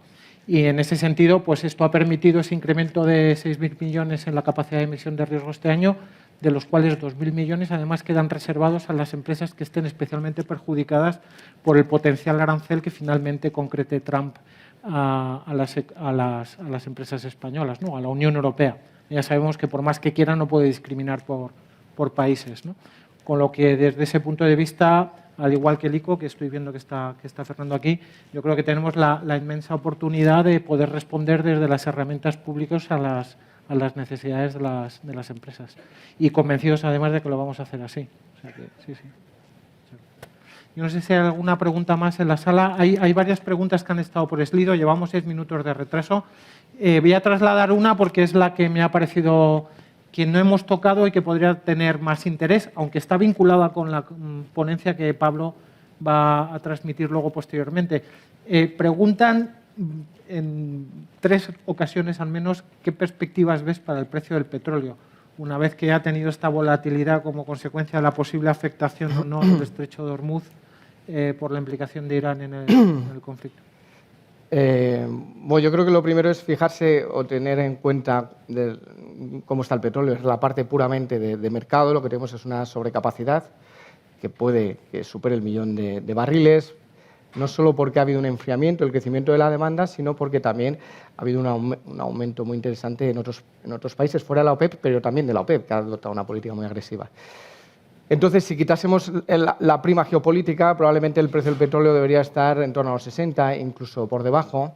Y lo que ha ocurrido en las últimas semanas es algo muy interesante porque antiguamente, no hace tanto, hace apenas unos años, se estimaba que si había un bloqueo de Hormuz, el precio del petróleo era difícil decir hasta dónde podía subir a 120, a 140. Y lo que vemos es como en esta ocasión ha habido una escalada mucho menor, ha llegado a 80 como mucho, ¿no? Y eso ha sido por muchos motivos. Uno de los motivos es porque los mercados en que Irán está en una posición extremadamente debilitada y porque actuar colapsando el estrecho de Hormuz le afectaría muchísimo económicamente. Y otra variable es porque ahora mismo hay un exceso de petróleo que antes no había, ¿no? ¿Qué va a ocurrir? Pues Irán taponar el estrecho de Hormuz de forma permanente es extremadamente difícil, no tiene capacidad de hacerlo porque Estados Unidos intervendría. Lo que podría sería hacer actuaciones a través de esos proxies, como ya hizo en 2018 o 2019, que atacó una refinería de Arabia Saudí. Ese escenario tampoco es el más probable porque Irán ha restablecido relaciones con Arabia Saudí, tampoco quiere el aislamiento total. Entonces, mi sensación, pero probablemente me equivoque porque en estos 2 años nos hemos equivocado todos, es que el precio del petróleo me cuesta verlo por encima de 100 o que no vaya a ocurrir cosas. Pero en cualquier caso hay que tener en cuenta todos los acontecimientos, o sea, todas las posibilidades, porque ya hemos visto cómo los acontecimientos se han desviado considerablemente, ¿no? En cualquier caso, el petróleo, el mercado, la parte que está ahí, es que está mucho mejor abastecido que hace unos años. O sea, que vendemos a futuro, ¿no? Nos recomiendas vender a futuro. Vale. Muy bien. Bueno, pues lo dejamos aquí. Muchas gracias a todos por vuestra participación. Os invito a todos a leer los artículos porque es la mejor forma de bueno, pues profundizar un poquito en todos los temas de los que hemos hablado. Y a continuación se queda Pablo y tenemos ocasión de que nos resumas específicamente tu artículo relativo al futuro de los minerales y las materias primas. Muy bien, pues muchísimas gracias a todos. Gracias.